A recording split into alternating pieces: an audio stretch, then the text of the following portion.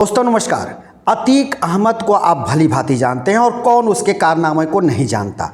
Mafia Atiq अब इस दुनिया में नहीं रहा, लेकिन उसके वारिस अभी भी इस दुनिया में एक दो नहीं चार वारिस अभी भी हैं, जिसमें से कि दो वारिस को आज़ादी मिल गई है। इन दो वारिसों को बाल संरक्षण गृह से आज़ाद कर दिया गया है। अब ये देखना होगा कि ये जो आज़ाद हुए हैं इसके दोनों वारिस क्या अतीक के साम्राज्य को ये संभालते हैं या फिर कोई और रास्ता चुनते हैं। वैसे तो कहा जाता है कि मछली को तैरना कोई नहीं सिखाता, ये बात सच्ची है, लेकिन अब तो ये आने वाला वक्त बताएगा कि ये बच्चे क्या करते हैं जो ये दोनों इसके वारिस बाल संरक्षण गृह से छोड़े गए हैं। तो पहले आप उस वीडियो को देखिए जिस वक्त ये दोनों वारिस उसके छोड़े जा रहे हैं और ये कस्टडी किसको मिल रही है, इसके बारे में भी हम इसी वीडियो के साथ साथ आपको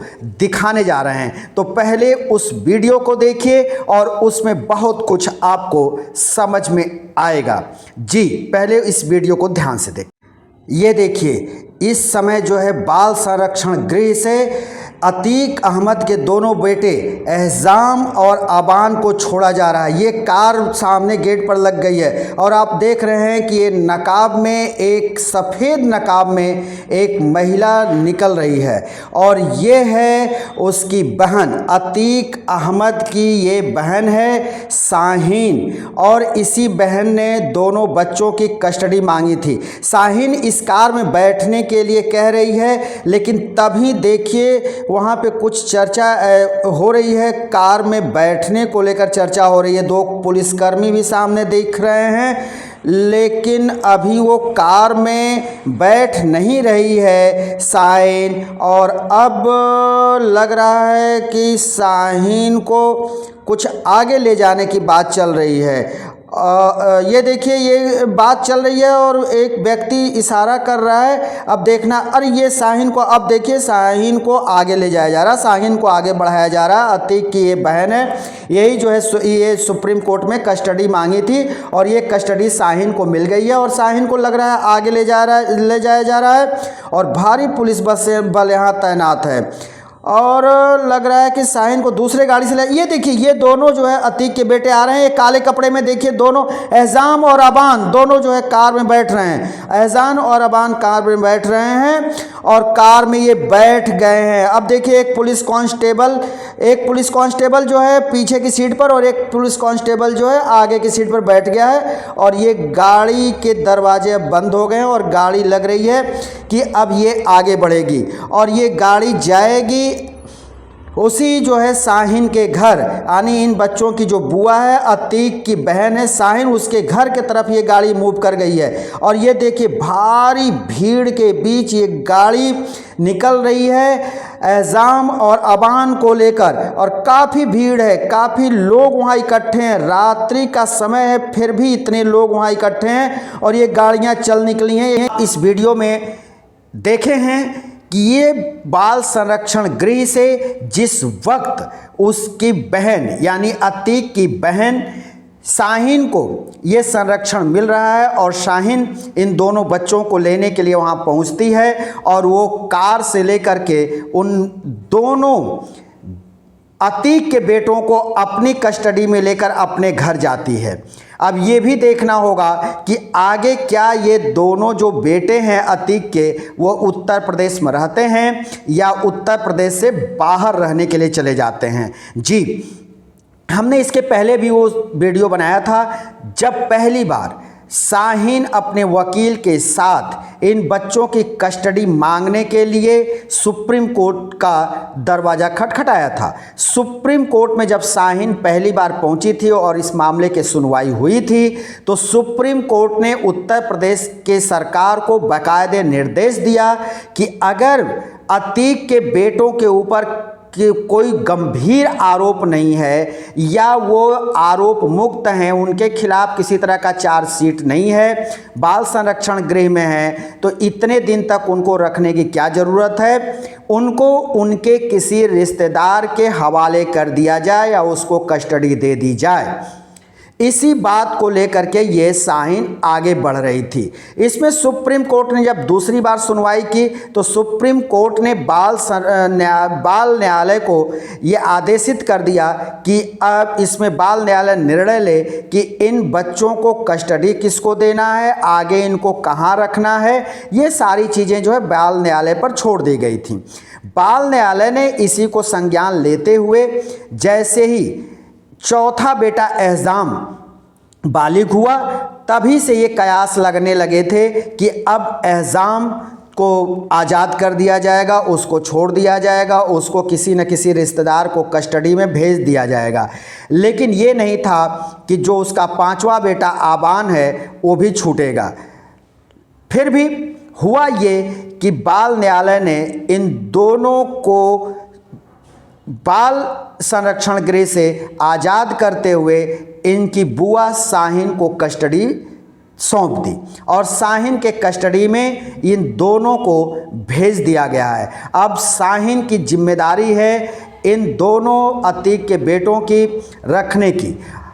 फिलहाल उत्तर प्रदेश सरकार शाहीन को और इन दोनों जो है अतीक के बेटों को सुरक्षा भी मुहैया करा रही है और काफ़ी सुरक्षा घेरे में ही इनको इनके घर तक यानी शाहीन के घर तक ले जाया गया। अब हम आपको बताते हैं कि अतीक अहमद और उसकी पत्नी शाइस्ता से 5 बेटे हैं और 5 बेटों में एक बेटा जो तीसरे नंबर का बेटा था इसका असद, वो पुलिस एनकाउंटर में मारा गया था राजूपाल हत्याकांड के बाद। लेकिन अभी भी इसके जो 4 बेटे हैं उसमें सबसे बड़ा बेटा उमर है, वो फिरौती के मामले में लखनऊ के जेल में वो बंद चल रहा है, उसके ऊपर 2 लाख का इनाम है। इसके बाद तीसरा नंबर का जो बेटा है अली, उसके ऊपर भी रिश्तेदार से रंगदारी मांगने का आरोप है, बंधक बनाने का आरोप है और वो भी इस समय नैनी जेल में बंद चल रहा है प्रयागराज के। लेकिन तीसरा जो बेटा था राजूपाल हत्याकांड में उसका नाम आया था और पुलिस ने उसके जो है एनकाउंटर कर दिया।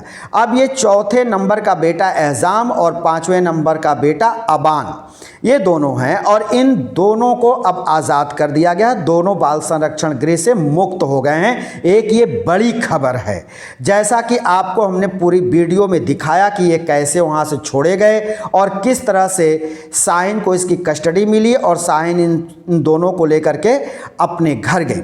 लेकिन इसी सारे मामले में अभी भी अतीक की पत्नी शाइस्ता और गुड्डू बमबाज ये दोनों गायब हैं। इनके बारे में बताया जा रहा है कि ये दोनों नेपाल भाग गए हैं। उत्तर प्रदेश की पुलिस दर दर भटक रही है, इनको खोज रही है, लेकिन अभी तक इनका कोई अता पता नहीं है और इस मामले को शाहीन आगे बढ़ा रही है। इसमें ये भी देखा जाए तो जब राजूपाल हत्याकांड हुआ था तो पुलिस ने ये भी आरोप लगाया था कि ये चौथा जो एहजाम है और आबान है, इन दोनों ने एक ऐप के जरिए आईडी बनाई थी। उसी आईडी से अतीक अशरफ जेल के अंदर से शाइस्ता और गुड्डू बमबाज से बात किया करते थे और उस ऐप का नाम है फेस टाइम ऐप और फेस टाइम ऐप के माध्यम से ये आपस में बात किया करते थे। अब जो है ये शाइस्ता को दोनों मिल गए हैं। अब ये देखना होगा कि आगे इनकी क्या गतिविधि रहती है। लेकिन एक बात ये भी जानना जरूरी है कि जब उत्तर प्रदेश के मुख्यमंत्री योगी आदित्यनाथ ने इस बात का ऐलान किया कि अतीक की जो भूमि है जिसको उसने हड़प करके रखा है उसके ऊपर फ्लैट्स बनेंगे, गरीबों को बसाया जाएगा, तो एहजाम ने उस वक्त सोशल मीडिया पर एक पोस्ट डाला था। उसमें कहा था कि ये मेरे अब्बू जान का है और अगर इस पे कोई रहेगा तो आने वाले वक्त में इंशाअल्लाह इसके जो है किराएदारी हम वसूलेंगे। तो इस बात को लेकर के भी इसके ऊपर एक और मामला दर्ज हो गया था। अब ये देखना है कि आगे की इनकी गतिविधि क्या रहती है, क्या ये जेल के बाहर रहते हैं या फिर किसी मामले में ये फंसेंगे और जेल के अंदर ये दोबारा दाखिल कर दिए जाएंगे। तो ये आने वाला वक्त बताएगा कि एहजाम और अबान कब तक जेल के बाहर रहते हैं। लेकिन अभी सुप्रीम कोर्ट के हस्तक्षेप के बाद एहजाम और अबान दोनों आज़ाद हो गए हैं और इनकी आज़ादी को लेकर दोनों खेमों में जो विरोधी हैं उनके अंदर तरह तरह के वो बातें कर रहे हैं कि इनको आज़ाद नहीं करना चाहिए, लेकिन वहीं अतीक के जो रिश्तेदार हैं, जो उसके समर्थक हैं, उनके अंदर खुशी की लहर है और वहाँ पे अबान और एजान से मिलने के लिए तमाम लोग सायना के घर पहुँच रहे हैं।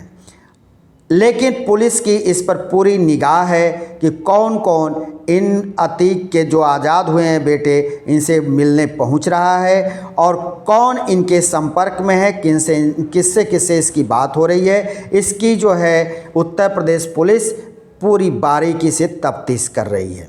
जी, हम आपसे बार बार आग्रह करते हैं कि आप हमारे इस चैनल को अधिक से अधिक देखा करें, लाइक करें, शेयर करें, कमेंट करें। हम फिर किसी दूसरे वीडियो को लेकर आपके सामने हाजिर होंगे। तब तक के लिए शिवमूर्ति दुबे को दीजिए इजाज़त।